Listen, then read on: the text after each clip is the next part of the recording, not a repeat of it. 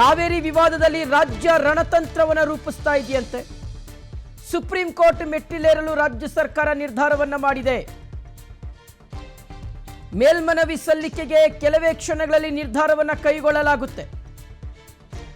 ಕಾವೇರಿ ವಿವಾದದಲ್ಲಿ ರಾಜ್ಯಕ್ಕೆ ಮತ್ತೊಂದು ಅನ್ಯಾಯ, ಹೀಗಾಗಿ ರಣತಂತ್ರವನ್ನು ರೂಪಿಸ್ತಾ ಇದೆ. ಸುಪ್ರೀಂ ಕೋರ್ಟ್ನಲ್ಲಾದರೂ ನಮ್ಮ ವಕೀಲರು ಬಹಳ ಪ್ರಬಲವಾಗಿ ವಾದ ಮಾಡಬೇಕು. ಕಾವೇರಿ ಜಲಾನಯನ ವ್ಯಾಪ್ತಿಯಲ್ಲಿರ್ತಕ್ಕಂಥ ವಾಸ್ತವಾಂಶವನ್ನು ತಿಳಿಸಿಕೊಡುವ ಪ್ರಯತ್ನ ಆಗಬೇಕು. ಆಗ ಮಾತ್ರ ಮಾನ್ಯ ನ್ಯಾಯಮೂರ್ತಿಗಳು ನ್ಯಾಯವಾಗಿರ್ತಕ್ಕಂಥ ಒಂದು ತೀರ್ಪನ್ನು ಕೊಡಲಿಕ್ಕೆ ಸಾಧ್ಯ ಆಗುತ್ತೆ ಮತ್ತು ಕರ್ನಾಟಕದ ಒಂದು ವಿಚಾರವನ್ನು ಸಹ ಅವರು ಪರಿಗಣನೆಗೆ ತೆಗೆದುಕೊಳ್ತಾರೆ. ನಮ್ಮ ವಕೀಲರ ವಾದ ಯಾವ ರೀತಿಯಾಗಿರುತ್ತೆ ಅನ್ನೋದು. ಕಾವೇರಿ ಜಲಾನಯನ ವ್ಯಾಪ್ತಿಯಲ್ಲಿ ಕರ್ನಾಟಕದಲ್ಲಿ ಮಳೆಯ ಪರಿಸ್ಥಿತಿಯ ಬಗ್ಗೆ ಸುಪ್ರೀಂ ಕೋರ್ಟ್ಗೆ ಮನವರಿಕೆ ಮಾಡಿಕೊಡ್ಬೇಕಾಗಿರ್ತಕ್ಕಂಥ ಜವಾಬ್ದಾರಿ ನಮ್ಮ ವಕೀಲರಿಗೆ ಇದೆ. ರಾಜ್ಯ ಸರ್ಕಾರ ಯಾವ ರೀತಿಯಾಗಿ ವಕೀಲರಿಗೆ ಡಾಟಾ ಕೊಡುತ್ತೆ, ಸ್ಟಾಟಿಸ್ಟಿಕ್ಸ್ ಕೊಡುತ್ತೆ, ಯಾವ ರೀತಿಗೆ ಅವರಿಗೆ ಮಾಹಿತಿಯನ್ನು ಒದಗಿಸುತ್ತೆ, ಅದರ ಆಧಾರದ ಮೇಲೆ ವಕೀಲರಲ್ಲಿ ಪ್ರಬಲವಾಗಿ ವಾದ ಮಂಡನೆ ಮಾಡಲಿಕ್ಕೆ ಸಾಧ್ಯ ಆಗುತ್ತೆ.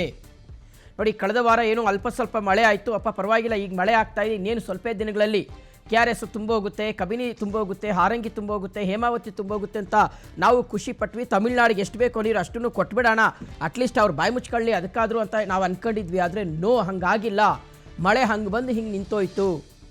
KRS ತುಂಬಿಲ್ಲ, ಹಾರಂಗಿ ತುಂಬಿಲ್ಲ, ಅರ್ಧಕ್ಕೆ ಅರ್ಧ ಖಾಲಿ ಬಿದ್ದಿದೆ. 40% ಮಳೆ ಕೊರತೆ ಇದೆ ಕಾವೇರಿ ಜಲಾನಯನ ವ್ಯಾಪ್ತಿಯಲ್ಲಿ. ಹೀಗೆ ಪರಿಸ್ಥಿತಿಯಾದರೆ ನಮ್ಮ ಮೈಸೂರು ಭಾಗದ ಜಿಲ್ಲೆಗಳಿಗೆ ನೀರನ್ನು ಹರಿಸಲಿಕ್ಕೆ ಖಂಡಿತವಾಗ್ಲೂ ಸಾಧ್ಯ ಇಲ್ಲ. ಚಾಮರಾಜನಗರದಲ್ಲಿ ಪ್ರತಿಭಟನೆ ನಡೆದಿದೆ. ಹೊಲಗಳಿಗೆ ನೀರು ಕೊಡೋದು ಬಿಟ್ಬಿಡ್ರಿ, ಕುಡಿಯೋದಕ್ಕೆ ನೀರು ಕೊಡಿ ಅಂತ ಪ್ರತಿಭಟನೆ ಮಾಡಿದ್ದಾರೆ ಚಾಮರಾಜನಗರದ ಬಹುತೇಕ ಭಾಗಗಳಲ್ಲಿ. ಕಾವೇರಿ ಜಲಾನಯನ ವ್ಯಾಪ್ತಿಗೆ ಬರುವಂಥ ಜಿಲ್ಲೆ, ನೀರು ಕೊಡಿ ನಮಗೆ KRS ಇಂದ, ಕಬಿನಿಯಿಂದ ನೀರನ್ನು ಹರಿಸಿ ಅಂತ ನೆನೆ ಪ್ರತಿಭಟನೆ ಮಾಡಿದ್ದಾರೆ ರೈತರಲ್ಲಿ. ಮುಖ್ಯಮಂತ್ರಿಗಳು ಇಲ್ಲಿ ಬೆಳೆ ಹಾಕಬೇಡಿ ಅಂತಾರೆ.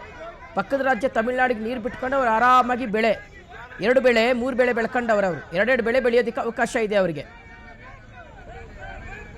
ಇದು ನಿಜಕ್ಕೂ ಸಹ ಅನ್ಯಾಯದ ಪರಮಾವಧಿ ಅಂದರೂ ಸಹ ತಪ್ಪಾಗಲಿಕ್ಕಿಲ್ಲ ವೀಕ್ಷಕರೇ.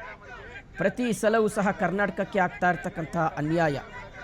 ಇವ್ರಿಗೋಸ್ಕರ ನಾವು KRS ಕಟ್ಕೊಂಡಿದ್ದೀವಿ, ತಮಿಳ್ನಾಡಿಗೋರ್ಗೋಸ್ಕರ ನಾವು KRS ಕಟ್ಕೊಂಡಿರೋದು. ಮಹಾರಾಜರು ತಮ್ಮ ಒಡವೆಗಳನ್ನೆಲ್ಲ ಅಡ ಇಟ್ಟು ಮಾರಿ KRSನ್ನು ಕಟ್ಟಿರೋದು ಇವ್ರಿಗೋಸ್ಕರ. ಇವ್ರು ಕೇಳಿದಾಗೆಲ್ಲ ಟ್ಯಾಂಕ್ ರೀತಿ ನಾವು ತುಂಬಿಸಿಟ್ಕೊಂಡು ನಮ್ಮ ಮನೆ ಮೇಲೆ ಸಿಂಟೆಕ್ಸ್ ತುಂಬಿಸಿಟ್ಕೊತೀವಲ್ಲ, ನೀರು ಯಾವಾಗ ಬೇಕೋ ಅವಾಗೆಲ್ಲ ಬಳಸ್ಕೊಳ್ತೀವಲ್ಲ, ಹಾಗೆ ಇವ್ರಿಗೆ ನಾವು ಸಂಪು ಕಟ್ಕೊಂಡು ಇಟ್ಕೊಂಡಿದ್ದೀವಿ. KRSನ ಹಾರಂಗಿ, ಹೇಮಾವತಿ ಅಲ್ಲ, ಇವ್ರು ಕೇಳಿದಾಗೆಲ್ಲ ನೀರನ್ನು ಬಿಡೋದಕ್ಕೆ. ಅವರಲ್ಲಿ ಆರಾಮಾಗಿ ನೀರನ್ನು ಅವ್ರಿಗೆ ಎಷ್ಟು ಬೇಕೋ ಅಷ್ಟು ಬಳಸ್ಕೊಂಡು ಆಮೇಲೆ ಸಮುದ್ರಕ್ಕೆ ಪೋಲ್ ಮಾಡೋದು, ವ್ಯರ್ಥ ಮಾಡೋದು. ನಾವಿಲ್ಲಿ ಆಮೇಲೆ ಬಾಯ್ ಬಡ್ಕೊಳ್ಬೇಕು ನೀರಿಲ್ಲದೆ. ಈ ಪರಿಸ್ಥಿತಿ ನಿರ್ಮಾಣ ಆಗ್ತಾ ಇರ್ತಕ್ಕಂಥದ್ದು. ಉತ್ತಮವಾಗಿ ಮಳೆ ಬಂದರೆ ಈ ರೀತಿಯಂಥ ಸಂದಿಗ್ಧ ಪರಿಸ್ಥಿತಿ ನಿರ್ಮಾಣ ಆಗೋದಿಲ್ಲ. ಇಂಥ ಒಂದು ಶಾಶ್ವತ ಸಮಸ್ಯೆಗೆ ಪರಿಹಾರವನ್ನು ಕಂಡುಕೊಳ್ಳೋದಕ್ಕೆ ನಮ್ಮ ಕೈನಲ್ಲಿ ಸಾಧ್ಯ ಆಗ್ತಾ ಇಲ್ವಲ್ಲ, ಎಂಥ ಶೋಚನೀಯ ಪರಿಸ್ಥಿತಿಯಲ್ಲಿ ನಾವಿದ್ದೀವಿ ಅಂತ. ಸ್ವಾತಂತ್ರ್ಯ ಬಂದು 75 ವರ್ಷ ಆದರೂ ಕೂಡ ನಾವಿನ್ನೂ ಸಹ ಕಾವೇರಿ ಇಶ್ಯೂಗೆ ಸಂಬಂಧಪಟ್ಟಂತೆ ಶಾಶ್ವತವಾಗಿರ್ತಕ್ಕಂಥದ್ದು ಪರಿಹಾರವನ್ನು ಕಂಡುಕೊಳ್ಳೋದಕ್ಕೆ ಸಾಧ್ಯ ಆಗ್ತಾ ಇಲ್ಲ. ಕರ್ನಾಟಕ ಕನ್ನಡಿಗರೇನು ಅಮಾನವೀಯವಾಗಿ ವರ್ತನೆ ಮಾಡೋರಲ್ಲ, ನಾವೇನು ಕಲ್ಲು ಹೃದಯದವರಲ್ಲ, ತಮಿಳುನಾಡಿಗೆ ನೀರೇ ಬಿಡೋದಿಲ್ಲ ಅಂತ ನಾವೇನು ಖಂಡಿತವಾಗ್ಲೂ ಹೇಳ್ತಾ ಇಲ್ಲ. ಆದರೆ ಪರಿಸ್ಥಿತಿಯ ಅದರ ಅನುಗುಣವಾಗಿ ನಾವು ನೋಡ್ಕೊಂಡೇ ನಾವು ನೀರು ಬಿಡಬೇಕಾಗುತ್ತೆ. ಇಲ್ಲಿನ ಜನರು ಸಹ ಬದುಕಬೇಕಾಗಿದೆ, ಇಲ್ಲಿನ ರೈತರು ಸಹ ಬದುಕಬೇಕಾಗಿದೆ. ಬೆಂಗಳೂರು ಇವತ್ತು ಎಷ್ಟು ದೊಡ್ಡ ಮಟ್ಟಿಗೆ ಬೆಳೆದಿದೆ ಅನ್ನೋದನ್ನು ನಾವು ನೋಡ್ತಾ ಇದ್ದೀವಿ.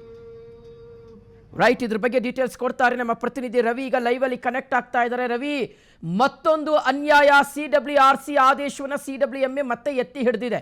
ಬಹುಶಃ ಇದನ್ನು ನಾವು ನಿರೀಕ್ಷೆ ಮಾಡಿದ್ವಿ, ಯಾಕಂದರೆ ಕಳೆದ ಸಲವೂ ಹಾಗೆ ಆಗಿತ್ತು, ಈ ಸಲವೂ ಹಾಗೆ ಆಗುತ್ತೆ. ಡೆಲ್ಲಿಯಲ್ಲಿ ಕುತ್ಕೊಂಡು ಆದೇಶ ಬರೆಯುವಂಥವ್ರು ಖಂಡಿತವಾಗ್ಲೂ ಕರ್ನಾಟಕದ ಹಿತಾಸಕ್ತಿಯನ್ನು ಮರ್ತ್ಕೊಂಡಂಗೆ ಕಾಣಿಸ್ತಾ ಇದೆ ಅನ್ನುವಂಥದ್ದು. ಸೊ ಈ ತೀರ್ಪನ್ನು ಯಾವ ರೀತಿಯಾಗಿ ನೋಡಲಾಗುತ್ತೆ ಅಂತ ರವಿ? ಶಿವು, ತಾವು ಹೇಳಿದ್ದು ಖಂಡಿತವಾಗ್ಲೂ ನಿಜ. ಯಾಕೆಂದ್ರೆ ಕಾವೇರಿ ನೀರು ನಿರ್ವಹಣಾ ಮಂಡಳಿ ಮತ್ತೆ ಕಾವೇರಿ ನೀರು ಪ್ರಾಧಿಕಾರ ಈ ಎರಡೂ ಏನೋ ಒಂದು ನ್ಯಾಯಾಂಗದಿಂದ ಬಂದಿರತಕ್ಕಂಥದ್ದು. ಅಂದ್ರೆ ನ್ಯಾಯಾಧಿಕರಣ ರಚನೆ ಆಗಿ ಅವೆಲ್ಲವೂ ಆದ ನಂತರ ತಮಿಳುನಾಡಿಗೆ ವಾರ್ಷಿಕ 177 TMC ನೀರನ್ನ ಬಿಡ್ಬೇಕಾಗಿ ಬರುತ್ತೆ. ಅದರಲ್ಲಿ ಜೂನ್ ಮತ್ತೆ ಜುಲೈಯಿಂದ 40 TMC ಮತ್ತೆ ಆಗಸ್ಟ್ಗೆ 40, ಅಂದ್ರೆ ಈ 3 ತಿಂಗಳಲ್ಲಿ 80 TMC ನೀರನ್ನ ನಮ್ಮ ರಾಜ್ಯ ಹರಿಸ್ಬೇಕಾಗುತ್ತೆ. ಆದ್ರೆ ಈಗಿರ್ತಕ್ಕಂಥ ಪ್ರಶ್ನೆ, ಅಷ್ಟು ಪ್ರಮಾಣದ ನೀರು ಎಲ್ಲಿದೆ ಅಂದ್ರೆ ಅಂತದ್ದು. ಅಂದ್ರೆ ನಮ್ ಡ್ಯಾಮ್ ನಲ್ಲಿ ಇರ್ತಕ್ಕಂಥದ್ದು ಇವತ್ತಿಗೆ KRS ನಲ್ಲಿ 30 TMC. ಈಗ ಪ್ರಾಧಿಕಾರ ಅಥವಾ ಏನು ನಿಯಂತ್ರಣ ಮಂಡಳಿ ಏನ್ ಸಭೆ ಸೂಚನೆ ಕೊಟ್ಟಿದೆ, ಆ ಪ್ರಕಾರ 16 TMC ಹರಿಸಿದ್ದೆ ಆದ್ರೆ ಉಳಿದಿರ್ತಕ್ಕಂಥದ್ದು ಇನ್ನು 14 TMC. 16 TMC ಲಿ 6 TMC ಅಷ್ಟು ಡೆಸ್ಟ್ ಸ್ಟೋರೇಜ್ ಹೋದ್ರೆ ಇನ್ನು ಬಳಕೆಗೆ ಉಳಿತಕ್ಕಂಥದ್ದು ಬರೀ 6 TMC ಮಾತ್ರ. ಅಂದ್ರೆ ಸಂಕಷ್ಟ ಸೂತ್ರ ಅಂತಕ್ಕಂಥದ್ನ ಪ್ರಾಧಿಕಾರ ಪ್ರಾಧಿಕಾರಗಳು ಮನಗಂಡಿಲ್ವಾ ಅಂತಕ್ಕಂಥದ್ದು ಈಗ ಪ್ರಶ್ನೆ. ಯಾಕೆಂದ್ರೆ ನೀರು ಹೆಚ್ಚಿನ ಪ್ರಮಾಣದಲ್ಲಿ ಮಳೆ ಬಂದಂತ ಟೈಮ್ನಲ್ಲಿ ಹೆಚ್ಚಿನ ಪ್ರಮಾಣದಲ್ಲಿ ನೀರು ಬರುತ್ತೆ. ಅವಾಗ ಸರಾಸರಿ ವರ್ಷಕ್ಕೆ ಎಷ್ಟು ಬೇಕೋ ಅದಕ್ಕಿಂತ ಜಾಸ್ತಿ ನೀರು ಹರಿದಿರ್ತಕ್ಕಂಥ ಉದಾಹರಣೆಗಳಿದೆ. ಆದ್ರೆ ನೀರು ಮಳೆ ಬರ್ದೇ ಇರ್ತಕ್ಕಂಥ ಟೈಮ್ನಲ್ಲಿ ನೀರು ಶಾರ್ಟೇಜ್ ಆದಾಗ ಆವಾಗ ಯಾವ ರೀತಿ ಸಂಕಷ್ಟ ಸೂತ್ರವನ್ನ ರಚನೆ ಮಾಡಬೇಕು ಅಂತಕ್ಕಂಥದ್ನು ಮೊದ್ಲಿಂದನೂ ಕೇಳ್ಕೊಂಡ್ ಬರ್ತಾ ಇದೆ. ಅಂದ್ರೆ ಇಲ್ಲಿ ನೀರಿನ ಪ್ರಮಾಣ ಆಧರಿಸಿ ಅಲ್ಲಿಗೆ ನೀರು ಬಿಡಬೇಕು ಅಂತಕ್ಕಂಥದ್ದು. ಅದಕ್ಕೆ ಅವರು ವಸ್ತುನಿಷ್ಠವಾಗಿ ಅವ್ರ ಕಡೆಯಿಂದ ಯಾರನ್ನಾದ್ರೂ ಪ್ರತಿನಿಧಿನ ಕಳಿಸಿ ಅಥವಾ ಅವರೇ ಖುದ್ದಾಗಿ ಬಂದು ಇಲ್ಲಿ ವಾಸ್ತವ ಏನಿದೆ ಅಂತಕ್ಕಂಥದ್ನ ಮನಗಂಡು ಆ ನಂತರ ನೀರು ಹರಿಸ್ಲಿಕ್ಕೆ ಸೂಚನೆ ಕೊಟ್ರೆ ಖಂಡಿತವಾಗ್ಲೂ ಅದನ್ನ ಒಪ್ಕೋಬೇಕಾದ್ದೆ. ಆದ್ರೆ ಪ್ರತಿ ವರ್ಷ ಕಾವೇರಿ ನೀರು ನಿರ್ವಹಣಾ ಮಂಡಳಿ ಅಥವಾ ಪ್ರಾಧಿಕಾರ ಎರಡರಿಂದ ನಮ್ಮ ರಾಜ್ಯಕ್ಕೆ ಅನ್ಯಾಯ ಆಗ್ತಾನೆ ಬರ್ತಾ ಇದೆ. ಅದೇ ಇವಾಗ್ಲೂ ಕೂಡ ಮುಂದುವರೆದಿದೆ.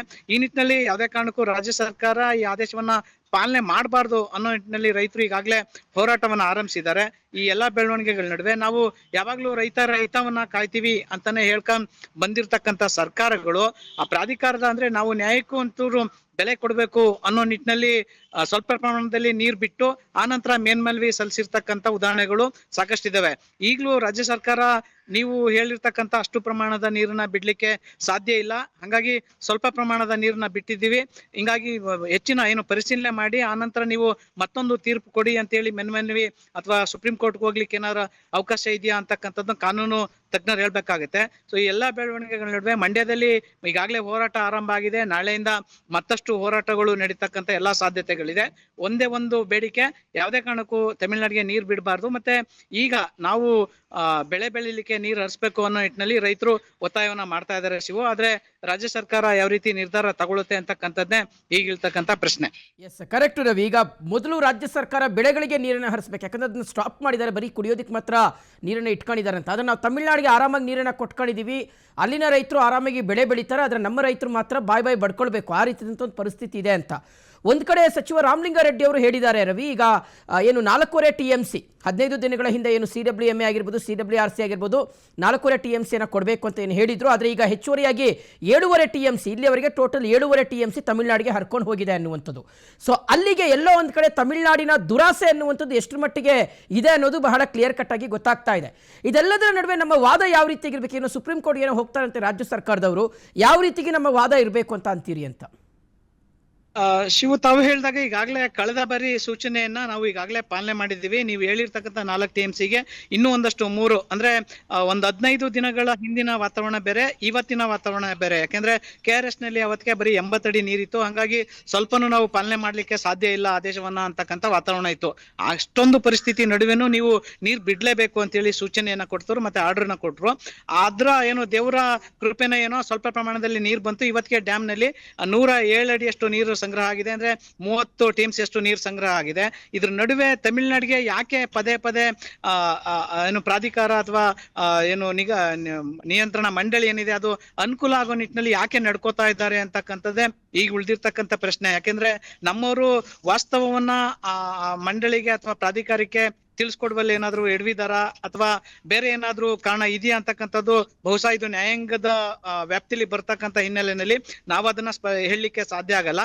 ಒಟ್ಟಾರೆ ಈಗಿರ್ತಕ್ಕಂಥದ್ದು ಜನರ ಬೇಡಿಕೆ ಏನು ಅಂತಂದ್ರೆ ಇಲ್ಲಿರ್ತಕ್ಕಂಥ ವಾಸ್ತವ ಸ್ಥಿತಿಯನ್ನ ನೀವು ಪ್ರಾಧಿಕಾರಕ್ಕಾಗ್ಲಿ ಅಥವಾ ಸುಪ್ರೀಂ ಕೋರ್ಟ್ ಹೋಗಿ ಆದ್ರೂ ಸರಿನೇ ನೀವು ನೀರನ್ನ ಉಳಿಸ್ಕೊಳ್ಳಿಕ್ಕೆ ಯಶಸ್ವಿ ಆಗ್ಬೇಕು ಅಂತೇಳಿ ರಾಜ್ಯ ಸರ್ಕಾರಕ್ಕೆ ಒತ್ತಾಯವನ್ನ ಮಾಡ್ತಾ ಇದ್ದಾರೆ. ಆದ್ರೆ ರಾಜ್ಯ ಸರ್ಕಾರ ಏನ್ ನಿರ್ಧಾರ ತಗೊಳುತ್ತೆ ಅಂತಕ್ಕಂಥದ್ದು ನೋಡ್ಬೇಕಾಗುತ್ತೆ. ಓಕೆ ರವಿ, ಥ್ಯಾಂಕ್ ಯು ತಮ್ಮೆಲ್ಲ ಡೀಟೇಲ್ಸ್ಗಾಗಿ.